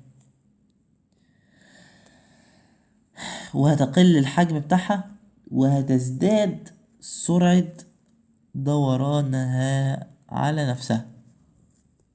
طيب الحالة التانية اللي هو تشكل الحلقات الغازية. 1 أو مثلا نقول 3، بلاش 1 3 تحت تأثير القوة الطاردة. القوة الطاردة مش الزرطة القوة الطاردة الطاردة. ماشي. القوة الطاردة فقد السديم شكله الكروي. فقد السديم شكله الكروي. تمام جدا. تحول لإيه بقى؟ تحول لقرص مسطح دوار. قرص مسطح دوار، مش تلخبط بالتانية اللي هو المجار ضرب التمانية اللي هي شكلها القرصي، لا ده قرص مسطح. تاني قرص عادي. طيب رابع حاجة قالك ايه بقى؟ انفصلت. كانوا متجوزين وانفصلوا. شفت؟ انفصلت عن الحلقات الغازية اللي تدور حول، لا مش حول بقى، بتدور في نفس اتجاه دورانه. ماشي. بعد كده تشكل المجموعة الشمسية. تشكل المجموعة الشمسية زي برود أو بردت الحلقات الغازية. مش كانت سخنة؟ بردت الحلقات الغازية دي وكونت كواكب. كونت كواكب وكرة ملتهبة اللي هي الشمس. تمام جدا. ادي كده الثلاث مراحل في ايه ده لنظرية السديم، نظرية السديم. طيب تاني كده نقول نظرية السديم. مش كان السديم ده عبارة عن ايه؟ عبارة عن كرة غازية متوهجة بتدور حوالين نفسها. طيب ويفترض انها كونت مجموعة شمسية. ايه الاساس العلمي اللي عليها؟ الاساس العلمي انها كانت كرة فعلا متوهجة بتدور حوالين نفسها. تاني حاجة ان هو احتواء الفضاء على حلقات سحابية او سديمية زي زحل. دي الفروض، دي الاساس العلمي اللي اتبنت عليه الفروض. طب الفروض كانت عباره عن ايه؟ عباره عن 3 مراحل: تقلص الكره الغازيه، تشكل الحلقات الغازيه، تشكل ايه؟ مجموعه شمسيه. تاني تقلص الكره الغازيه، تشكل الحلقات الغازيه، تشكل المجموعه الشمسيه. تقلص الكره الغازيه، تشكل الحلقات الغازيه، تشكل المجموعه الشمسيه. وقت ما تقلصت الكره الغازيه كان فيها ايه؟ كانت عباره عن كره غازيه متوهجه بتدور حول نفسها اللي هو السديم. بعد كده قلت الحراره بتاعه السديم تدريجيا وبالتالي هيقل الحجم. بعد كده هتزيد سرعه دورانها حوالين نفسها. طيب تشكل بقى الايه؟ الحلقات الغازيه. فعلا تحت تاثير القوه الضارده فقد السديم شكله الكروي، بقى شكله قرصي مسطح دوار. من كتر القوه الضارده المركزيه عملت فعلا خطوط، عملت مستويات زي مستويات الطاقه كده بتدور فيها الكواكب والايه والمجرات والكلام ده كله. طيب قالك تحت تأثير القوة الطاردة فقد السديم شكله الكروي وتحول لقرص مسطح دوار. انفصلت عن الحلقات الغازية تدور في نفس اتجاه دوران. بعد كده ايه اللي حصل؟ في تشكل المجموعة الشمسية بردت الحلقات الغازية كونت كواكب وكرة ملتهبة اللي هي الشمس. طبعا لما حصل انفصال في حكايه تشكل الحلقات الغازيه، انفصال اجزاء من السوديم. السوديم انفصلت اشكاله على هيئه حلقات غازيه، واخذت بقى على دوران حول الكتله الملتهبه المتبقيه منها وفي نفس الاتجاه. عشان بس تبقى انت عامل حسابك، يعني عشان ما تقولش ما فهمتش حاجه. حكايه لما قالك انفصلت عن الحلقات الغازيه تدور في نفس اتجاه دوران. انفصلت فعلا، انفصلت السوديم عن بعضها، وكونت على هيئه حلقات، اتكونت على هيئه حلقات غازيه بتدور حوالين الكره الملتهبه اللي هو الشمس في نفس اتجاه دوران. طيب دوران مين اللي كان في نفس دوران السديم؟ طيب خلصنا من دي، خلصنا من دي. نيجي نسأل شوية، تعلل كده بين السطور كده. لو انت فعلا وصلت الجزء ده من الفيديو، اكتب رأيك في الفيديو كان ايه. اقول لك اكتب تمت بحمد الله، اكتب تمت بحمد الله عشان اعرف انك انت فعلا كنت فعلا وصلت للنقطة دي. يلا نيجي نقول علل. علل يا اخويا، علل يا ابوي. فقدان السديم شكله الكروي. اوبا. وتحوله الى قرص بقى مسطح دوار. ليه؟ انا صراحة انا نفسي انك تجاوبها، نجاوبها احنا ونديك انت السؤال التاني. ماشي، نديك انت السؤال التاني. قالك فقدان السديم شكله الكروي وتحوله لقرص مسطح دوار بسبب حد واحد بس، القوة الطاردة المركزية. بس الناشئة عن دوران السديم حول محوره، الناشئة عن دوران السديم حول محوره. تمام جدا. انا بقى اسالك سؤال، وده سؤال برضو في الجزئيه دي، لو انت فعلا وصلت للجزئيه دي هتجاوب انت على السؤال ده كمان. كده بقى سؤالين ماشي. ما النتائج المترتبه على فقد السديم شكله الكروي؟ لا مش شكله كروي، لا بلاش شكله كروي، ناخد حاجه تانية. فقد السديم هي حرارته تدريجيا، حرارته تدريجيا. ماشي في الفضاء. جاوب لي على السؤال ده كمان عشان اتاكد بس انك انت ايه فعلا وصلت للفيديو ده، الحته دي من الفيديو. الناس اللي معانا على التليجرام، المشتركه في التليجرام، اللي هي المشتركه في التليجرام هي اللي هتجاوب فعلا عن الاسئله دي عندنا بقى. اما الناس اللي مش معانا على التليجرام ومش مشتركه معانا تكتب في التعليقات لو انت وصلت فعلا المرحله دي، او انتوا اكتبوا كلكم في التعليقات مش هتفرق بقى.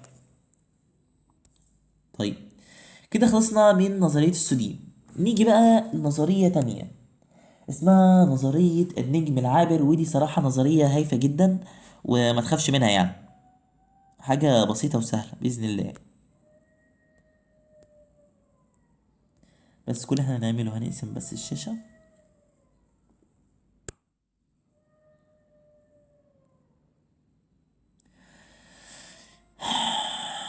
نكتب نظرية النجم العابر. نظرية ثانية بقى،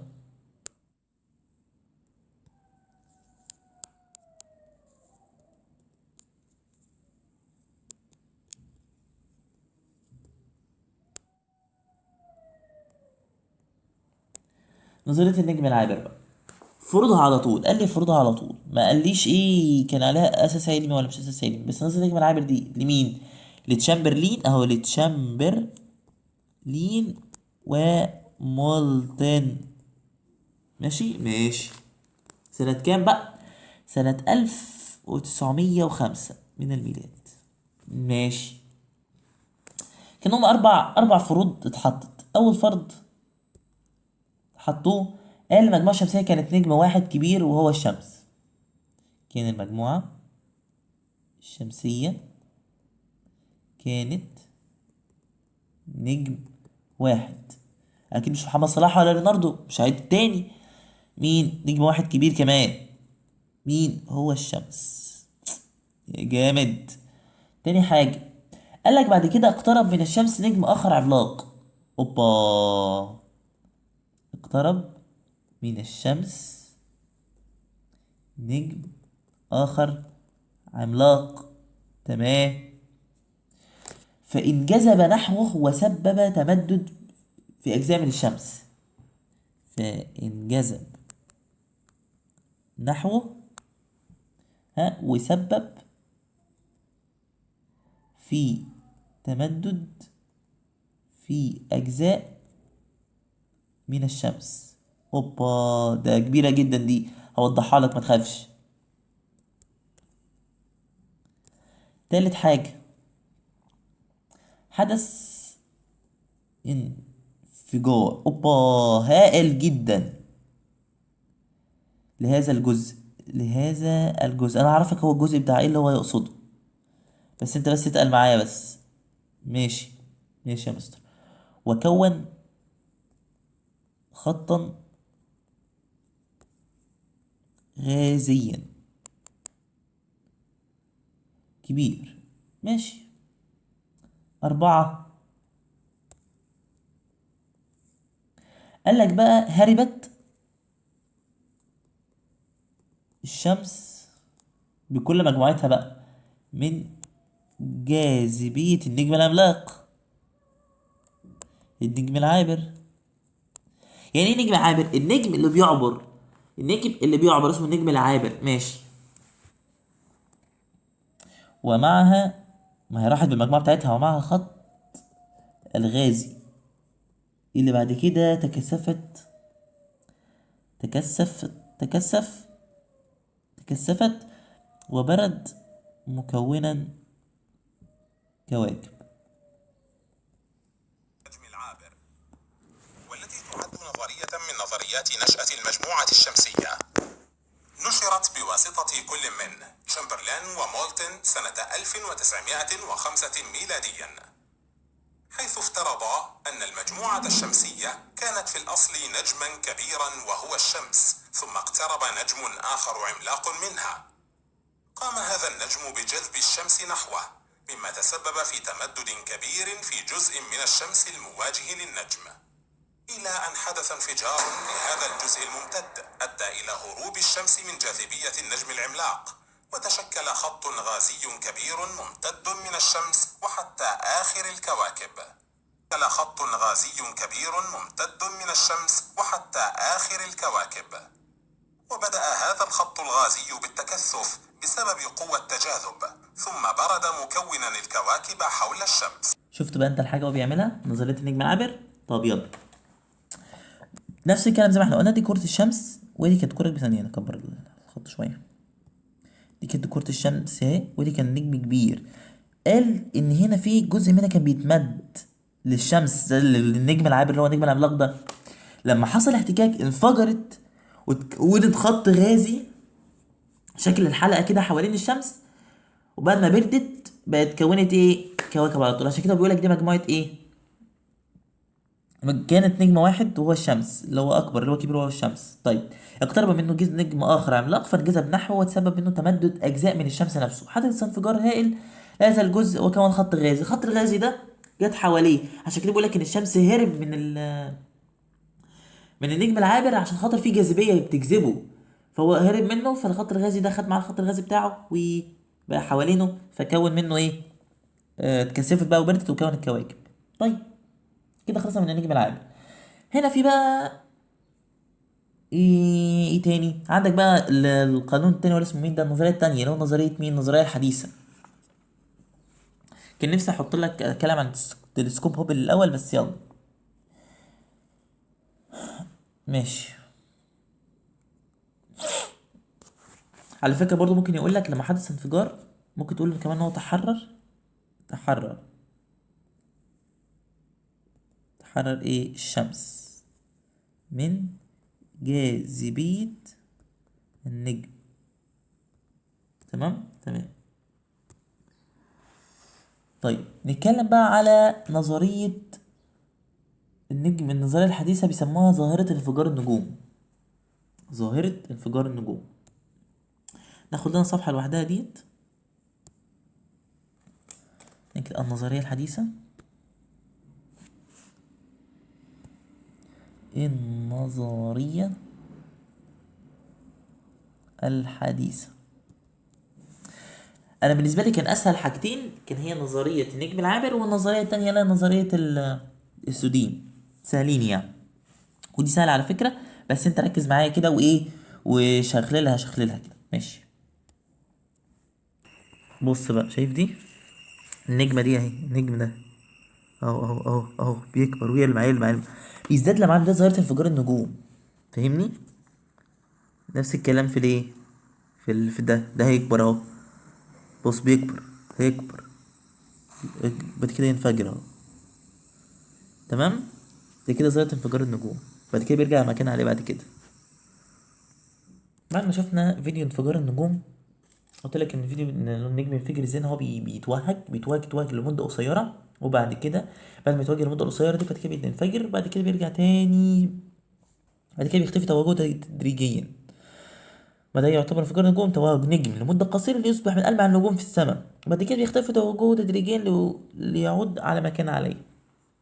على فكره ده تعريف اصلا انفجار النجوم، والله والله. انفجار ثانيه، انفجار النجوم، نكتب تعريفها، هو توهج نجم لمدة قصيرة، تمام، لمدة قصيرة ليصبح من ألمع النجوم في السماء، تمام. بعد كده ثم يختفي توهجه تدريجيا ليعود على ما كان عليه. طيب، حكاية ان النظرية الحديثة ما لقيتلهاش فيديو الصراحة، بس انا هحاول اوضحها لك على قد ما اقدر، تمام. كنت عايز اعملها لك فيديو الصراحة عشان برضو تستحضرها معايا. المهم، طيب، كان بيقول على حاجة اسمها احدى محاولات، يعني او الاساس العلمي بتاعها، الاساس العلمي لهذه النظرية. ايه الاساس العلمي اللي عليه؟ الاساس العلمي اول حاجة يتوهج بالجيم يتوهج لفترة ويختفي تدريجيا. انا لاحظت المفروض كنت لاحظت معايا، انا لاحظت ان لما نيجي نشوف اساس علمي، الاساس العلمي بيجي من التعريف، فاهمني؟ زي برضه حكاية نظرية السودين، صح. مش قال ان السودين كانت عبارة عن كرة غازية توهجت وكانت تدور حول نفسها وبيفترض انها كونت مجموعة شمسية؟ اهو الاساس العلمي بتاعها ان هو فعلا كان سوديم او فضاء، وبعد كده احتواء الفضاء على حلقات سحابية وسديمية بتحيط بالكواكب. نفس الفكرة، فاهمني؟ هتقولي فهمتك. طيب يلا يا نجم ركز معايا. تاني حاجة قال لك ايه؟ قال لك كان يعتقد ان سبب التوهج هو ايه بقى؟ انفجار نجم، انفجار مش من كتر الشرف فانفجر، لا، انفجار النجم، ركز يا نجم، انفجار النجم نتيجة التفاعلات النووية.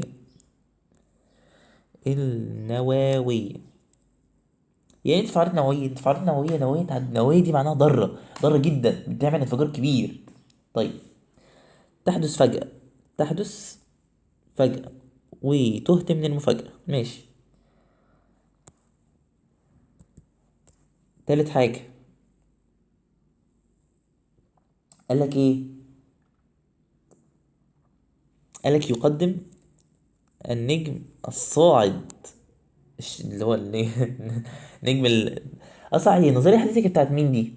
محدش قالها، دي بتاعت مين؟ ايوه مش فريد هويل، الفريد هويل. ما قلناهاش، دي بتاعت الفريد هويل. سنة كام؟ سنة 1944 من الميلاد. يلا يا باشا،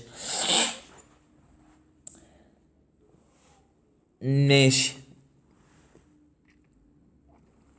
يقذف مش يقدم، اسمها يقذف. ثانية.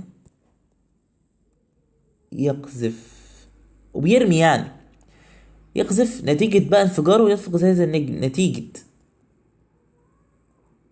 انفجاره كمية كبيرة من الغازات. كمية كبيرة أو هائلة من الغازات.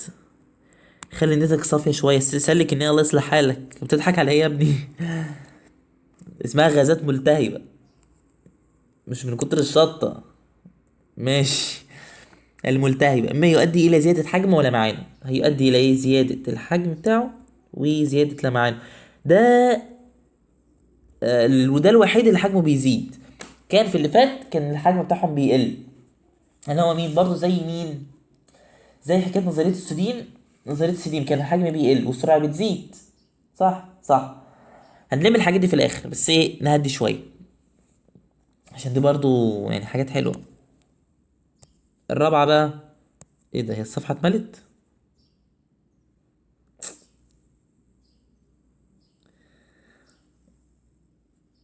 الدنيا كانت مليانة اكتر، ازاي بقى؟ ثانية.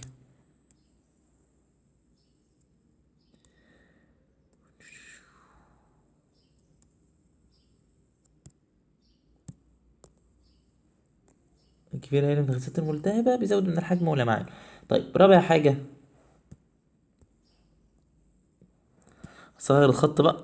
ما ينفعش نصغر الخط. رابع حاجة بقى ايه؟ عندما تبرد الغازات، ايه اللي بيحصل؟ اللي هي الملتهبة بنحط ده، يبقى مسكن بقى. يعود لمعان النجم لمكانها سابقا. يعود لمعان النجم، يرجع تاني مشهور إلى ما كان عليه سابقا. طيب تيجي نخش بقى في النظرية. ندخل في النظرية، بس أنا هكبر الخط، أكبر الموضوع شوية عشان خاطر إيه، مش عايز أنقل بعيد عن الصفحة دي كده خلاص يعني.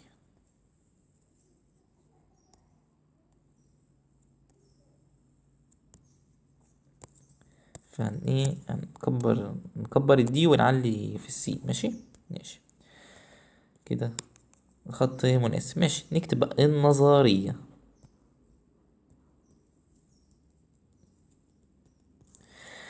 النظرية بتقول ايه بقى؟ شوف يا سيدي، النظرية بتقول وهتفضل تقول لحد اما احنا نقول. كان في نجم يدور حول الشمس. تمام تمام. وبعدين كان بيدور حول الشمس، ما هو كان يدور بالقرب من الشمس نجم آخر. بعد كده فجر هذا النجم. الشمس هو اللي فجره. ماشي، فجر هذا النجم. ما فيش نجم غير انا المشهور، لازم انا افجره. قال لك نتيجة ايه بقى؟ كانت نتيجة التفاعلات النووية. نووية يعني كيميائية برضو، كيميائية. الفجائية الداخلة، الفجائية. ماشي ماشي، يلا بينا. تالت حاجة قال ايه تاني؟ قال أدت قوة انفجار إلى اندفاع النواة هذه النجم بعيدا عن جاذبية الشمس. والله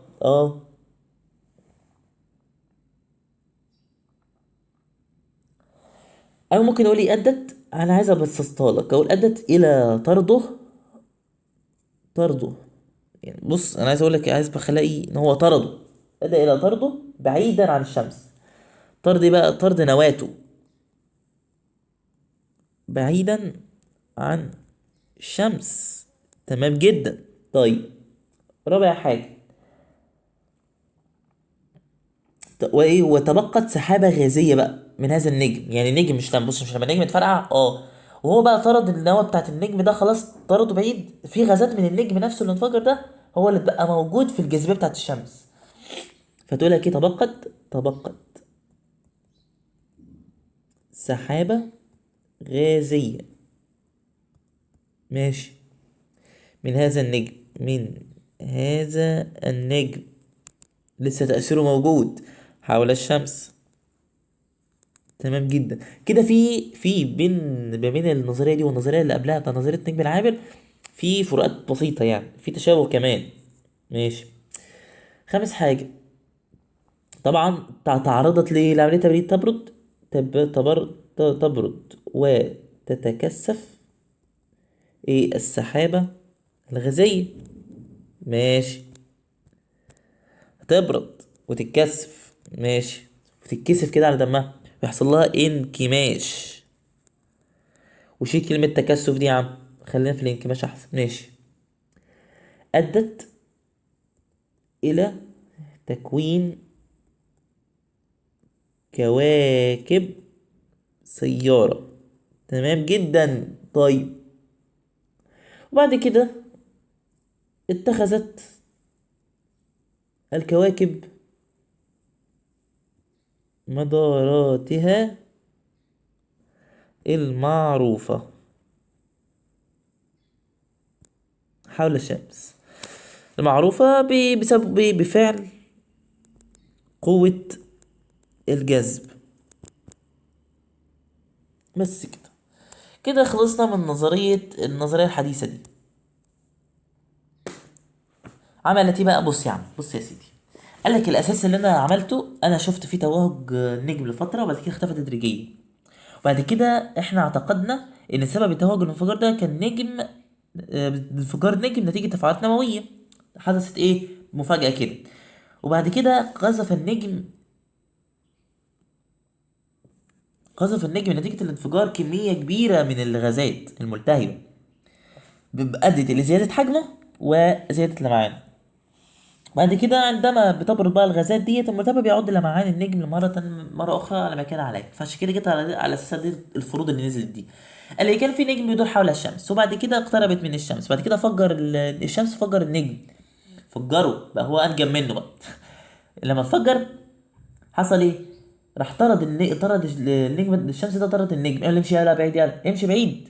طرده. بس في طبعا لكل حاجه لها تاثير، زي مثلا مثلا لما تيجي تحرق حاجه، وليكن مثلا حرقت ورقه.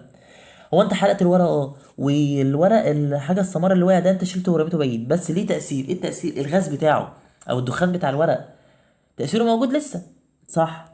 هو نفس الكلام لما فجر النجم بعد، خلاص مشي، بس من نتيجة التفجير أدت إلى إيه؟ بسبب التفاعلات النووية في غازات بدأت تدور حوالين الشمس، لأن الشمس عليه جاذبية، قوة جذب ليه.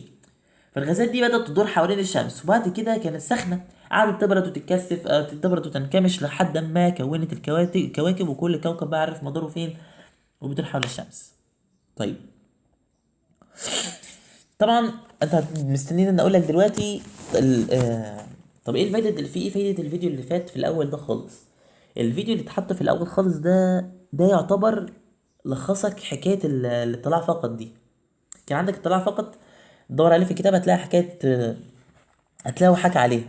كان مثلا بتاع مين مثلا؟ وليكن العالم ارينو، روبرت ويلسون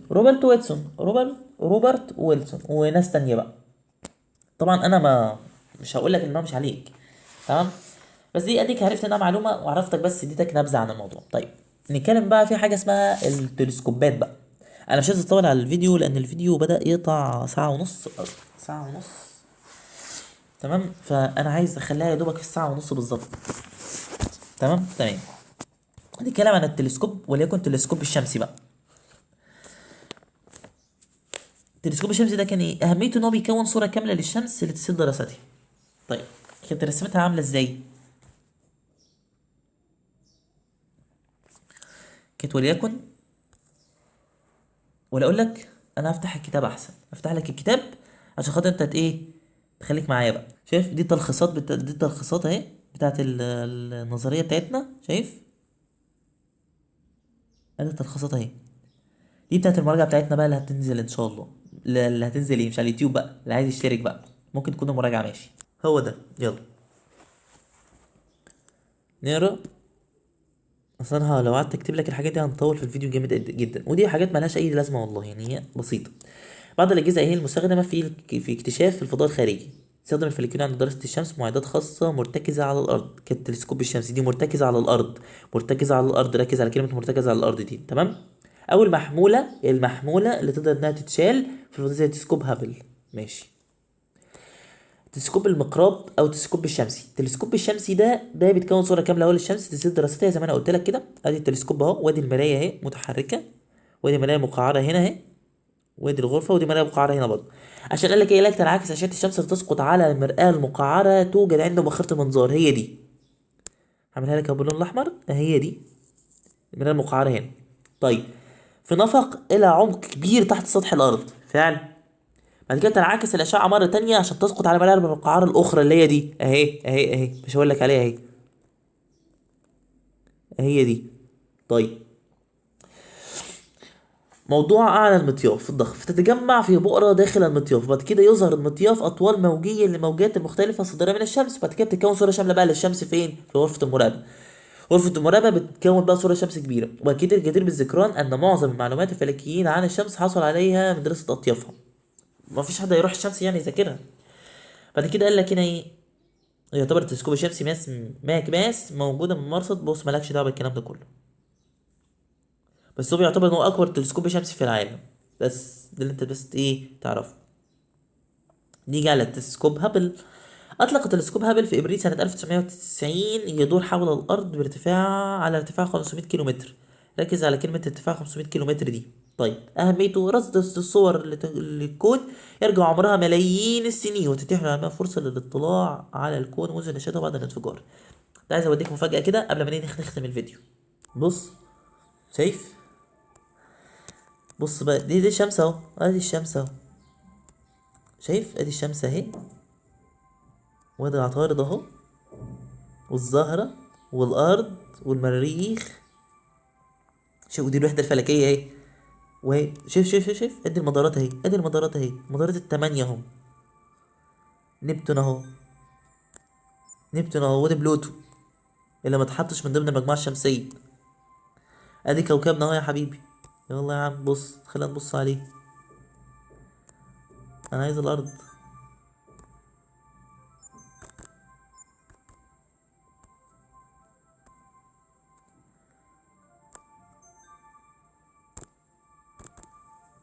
مش راضي يجي ليه؟ اهو، ادي الارض اهو يا عم، شايفه؟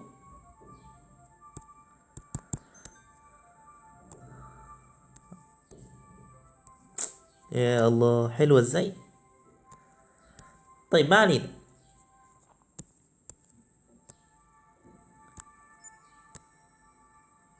بص بقى هنا كانت اصلها ايه.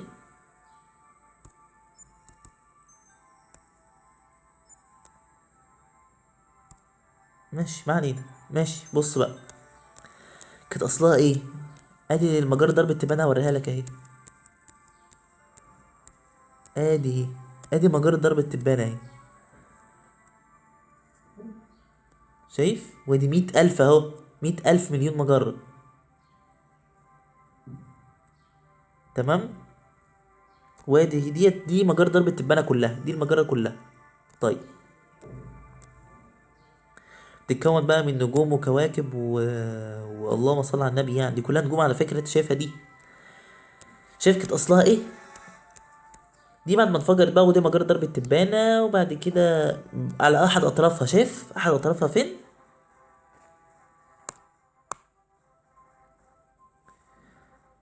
شايف اطرافها فين؟ اهي موجودة الشمس هنا اهي، شمس اهي فين من ضمن الاطراف. ده المركز اللي بتبقى فيه النجوم الاقدم عمرا، وحوالين اطرافها كده اللي هي الاربع اذرع دي، من ضمنها مين؟ الشمس. طيب، طبعا احنا بنكبر. ثانية ثانية ثانية، اهو اهو. شايف واحدة صغيرة جدا على فكرة، هي الشمس والقمر اهو، متناهي الصغر. ودي الوحدة الفلكية، ودي السنة الضوئية. 1 سنة ضوئية، 10 سنة ضوئية، 100 سنة ضوئية، 1000 سنة ضوئية. شايف؟ انت شايفها انت؟ طب يلا، بس حبيت اعرفك بس، يعني بص خليتك تعرف بس كل حاجة. وادي الشمس هو بتاعنا، وهي عمد النجم، النجمة بتاعنا. بس كده وخلصنا الدرس بتاعنا. يا رب بس ما كنتش طولت عليك، ويكون الفيديو لذيذ وظريف ولطيف. حاولت اوضح كل حاجة على قد ما اقدر وعلى قد امكانياتي في الموضوع، ووصلت لك كل حاجة، وبإذن الله مش هتنسى ولا حرف في الموضوع. تمام. خليك دايما فاكر يا ابني، والله والله خليك فاكر، اتعب اتعب عشان خاطر تلاقي، اتعب عشان خاطر تلاقي، اتعب عشان خاطر تلاقي. لو عايز انا توصلك، عايز انك تحفظ وعايز ان انا احفظه لك يا عمي، هتلاقي جروب التليجرام في الوصف. تعالى قول انا مش حافظ مثلا المجموعه الحاجه كذا، النظريه كذا، وانا هحفظها لك كده. تمام. تمام. واطيب الامين ورقه دعوات. اشوفكم في فيديو تاني اطيب من اللي فات. السلام عليكم ورحمه الله وبركاته. خليك فاكر دايما يا ابني، طول ما لسه في نفس لسه في حلم، وانت خلقت تصنع المجد. وهقول لك على حاجه كمان، يا ريت يا ريت بجد الفيديو ده ينتشر في اكبر قدر ممكن، اكبر قدر ممكن الفيديو ده ينتشر. عايزه ينتشر، يعني حاجه حلوه جدا جدا جدا جدا. تمام. يلا. لان انا عايز الفيديو ده يوصل لاكبر قدر ممكن، كله يستفاد، لان الدال على الخير كفاعله. يلا، استاذنكم واسيبكم في رعايه الله، والسلام عليكم ورحمه الله وبركاته. لا لا لم نخلق عبثا حسنا، بل لنعمرها دنيانا، لنمهد دربا كي يأتي جيل يستكمل ما كان. لا لا لن تسكن همتنا ما دامت فيه